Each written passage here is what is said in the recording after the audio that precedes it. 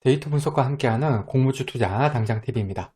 오늘은 7월 18일 월요일에서 19일 화요일까지 청약이 예정되어 있는 2차 전지 재활용 업체인 성일하이텍 종목 분석을 해보도록 하겠습니다.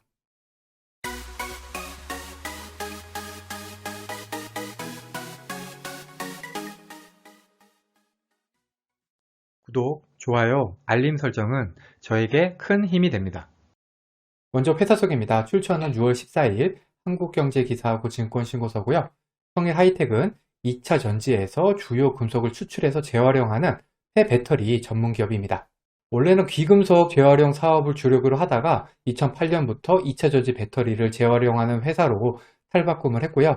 현재는 국내에서 폐배터리 재활용 관련 기업 중에서는 기술력하고 생산 능력에서 가장 앞선 곳으로 평가를 받고 있습니다. 성일하이텍의 주요 재활용 대상은 전기차랑 에너지 저장 장치 ESS에서 사용한 리튬이온 전지가 되겠고요. 여기에서 코발트, 니켈, 망간, 리튬, 구리 같은 배터리 원재료를 추출하는 기술을 갖추고 있습니다. 성일하이텍은 이 폐배터리를 수거하기 위해서 국내뿐만 아니라 완성차하고 전기차 배터리 업체가 모여있는 중국, 말레이시아, 인도, 헝가리 같은 해외 각국의 전처리 공장을 운영하고 있습니다. 그리고 이런 폐배터리 시장은 아직 성일하이텍을 포함해서 국내에 통틀어서 겨우 5개 회사 정도만 실질적인 사업을 펼치고 있다고 합니다. 성일하이텍은 2019년, 20년, 21년에 모두 당기순이익이 적자였는데요. 22년 1분기에 드디어 흑자로 전환했습니다. 그리고 지난해 매출은 1385억으로 전년 동기 대비해서 2배 이상 증가를 했고 올해 1분기 매출은 전년 동기 대비해서 56%, 155% 증가하는 등 최근에 크게 실적을 개선시키고 있습니다. 개인적으로는 이 부분이 상당히 마음에 드는데요. 성일하이텍은 현재 삼성그룹하고 폐배터리 생태계 구축을 위한 파트너십을 맺고 있습니다. 이게 무슨 얘기인지 보면은 지난해 말 기준으로 삼성물산이 지분의 6.33%를 가지고 있고요. 삼성벤처투자가 조성한 신기술 투자 조합이 11.5% 지분을 보유하고 있습니다. 그리고 이 신기술 투자 조합에는 삼성 SDI가 주요 출자자로 참여를 했습니다. 그런데 이 삼성 SDI는 또 성일하이텍의 최대 고객사라고 합니다. 한마디로 삼성그룹하고 성일하이텍은 여러모로 얽혀 있는 것이죠. 이에 따라서 삼성 SDI가 폐배터리를 성일하이텍에 공급을 해주고 성일하이텍은 여기서 추출한 원재료를 삼성물산이 수요처에 판매를 하는 생태계를 구축하겠다. 이런 계획을 가지고 있습니다. 성일하이텍은 이번 공모를 통해서 확보하는 자금은 군산이나 헝가리 공장 증설을 포함해서 독일, 미국, 폴란드 사업장으로 순차적으로 확대할 계획입니다. 성일하이텍의 청약일은 7월 18일에서 19일 양일이고요. 환불일은 7월 21일로 환불일까지 2일이 걸립니다. 성일하이텍은 에이프릴 바이오, ICH, 신한제 시포스펙과 청약이 겹칩니다. 그리고 성일하이텍 환불금으로는 수산인더스트리 청약이 가능합니다. 성일하이텍의 공모가 밴드는 47,000원에서 47,500원이고요. 저는 그 중에서 공모가 밴드 상단인 47,500원으로 계산하겠습니다. 공모가는 EV EBITDA로 산정을 했습니다. 비교회사들의 실적은 22년 1분기를 연환산해서 계산했고요. 이렇게 해서 계산된 비교회사 평균 EV EBITDA는 31.6배입니다. 성일하이텍 같은 경우에는 테슬라 요건 상장이기 때문에 현재 실적이 아니라 미래의 추정 실적으로 공모가를 계산했습니다. 2023년 추정 실적을 평가해서 계산된 주당 평가 가액은 65,809원입니다. 여기에다가 할인율 38.15%에서 27.81%를 곱하면 공모 희망가액 밴드인 47,000원에서 47,500원이 나옵니다. 상당 기준 할인율 27.82%는 21년 이후 코사 상장한 기업들의 평균 상당 기준 할인율이 23.82%점을 고려하면 보통 수준의 할인율입니다. 하지만 미래의 실적으로 공모가를 산정하는 경우에는 이러한 할인율은 크게 의미가 없다고 할 수 있습니다. 왜냐하면 미래 실적을 그냥 크게 잡고 할인율도 따라서 크게 줄 수도 있기 때문입니다. 이번에는 비교회사는 제대로 선정되었는지 살펴보겠습니다. 증권신고서에서는 주요 매출이 코발트, 니켈, 리튬을 사용하는 2차 전지 소재에서 발생을 하면서 그 중에서 완제품 및 부품 제조업체를 제외한 회사 중에서 비교회사를 선정했습니다. 성일하이텍 같은 경우에는 업종이 2차 전지 재활용이긴 하지만 아직 국내에서 상장한 2차 전지 재활용 회사가 없기 때문에 이 정도 비교회사 선정 기준은 합리적으로 보입니다. 이렇게 해서 선정된 비교회사는 LNF, 코스모 신소재, 첨보 3개 회사입니다. 비교회사들의 업종을 보면은 LNF는 2차 전지, 양극 활물질 100%고요. 코스모 신소재도 마찬가지로 양극 활물질, 첨보는 2차 전지 소재 업체입니다. 비교회사들 모두 2차 전지 소재 업체로 폐배터리를 재활용해서 소재를 만드는 회사는 아닙니다. 하지만 앞에서 말했듯이 국내에서는 해당 업종에 상장 회사가 없기 때문에 이런 비교회사 선정은 무난하다고 할 수 있겠습니다.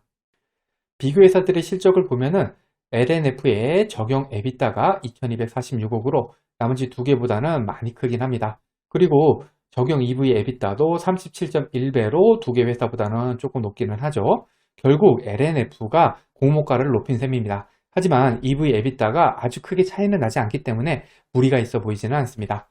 성일하이텍의 추정 실적을 보면은 일단은 24년이나 25년이 아니라 그래도 가장 가까운 23년을 썼다는 점에서 일단은 점수를 줄 수 있겠습니다.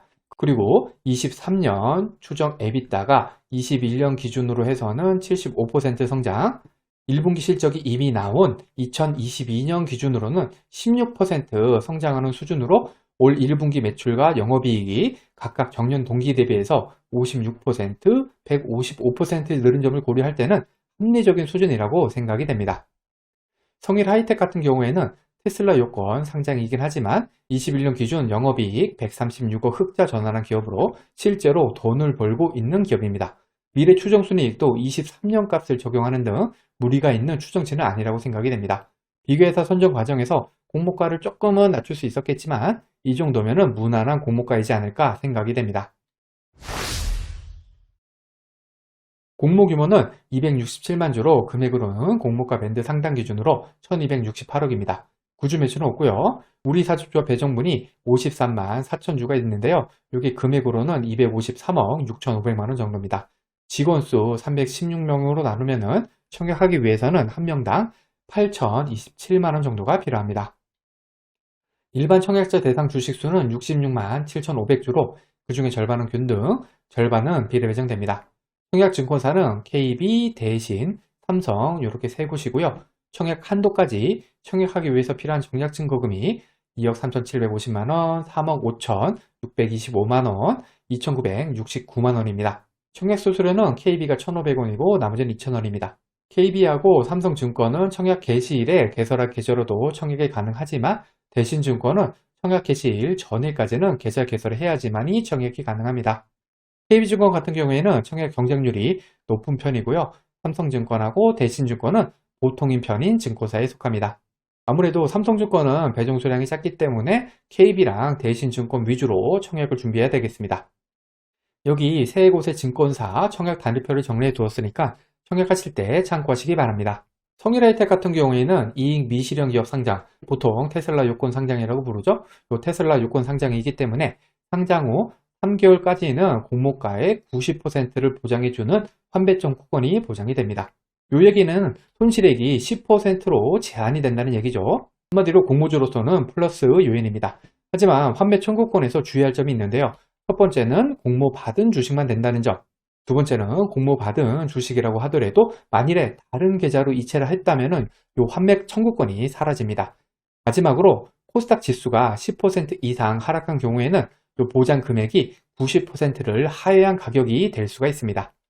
마지막으로 유통하는 물량입니다. 이 데이터는 기간 수요 조사 전, 즉 확약 전 데이터로 실제 유통하는 물량은 기간 의무 보유 확약에 따라서 감소할 수가 있습니다.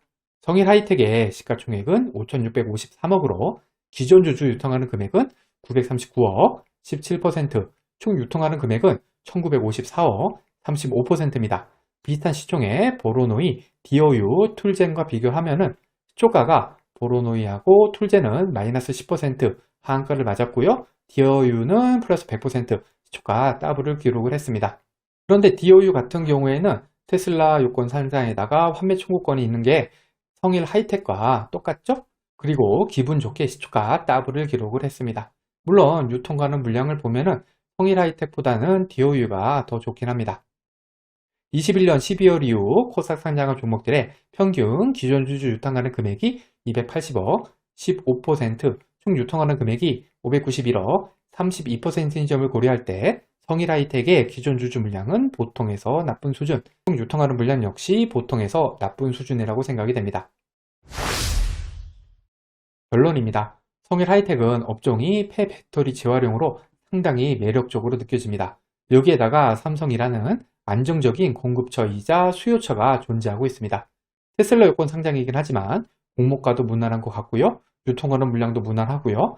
여기에다가 공모 규모도 밴드 상단 기준으로 1268억으로 적지 않기 때문에 우리 일반에게도 상당히 많은 배정이 가능한 좋은 종목입니다. 그리고 손실을 제한해주는 3개월 환매 청구권이 있는 점 또한 매력적입니다. 기관 수혜식 결과가 무난하게 잘 나왔으면 좋겠습니다. 과거의 데이터가 미래를 보장하진 않습니다. 오늘 영상은 참고만 하시길 바랍니다. 공모주는 기관 수혜식 결과를 꼭 확인한 다음에 청약을 해야 합니다. 기관 수혜식 결과와 상장일 유통하는 물량이 아무리 좋다고 하더라도 공모주 투자는 손실을 볼 수가 있습니다. 이 영상은 공모주 관련 정보 제공을 위한 것으로 종목 추천 영상이 아닙니다. 후회 없는 투자를 위해서는 반드시 공부하신 후 스스로 투자 여부를 결정하셔야 합니다. 이상으로 성일하이텍 종목 분석 영상을 마치겠습니다. 오늘 영상이 도움이 되셨다면 구독, 좋아요, 그리고 알림 설정까지 부탁드립니다. 감사합니다.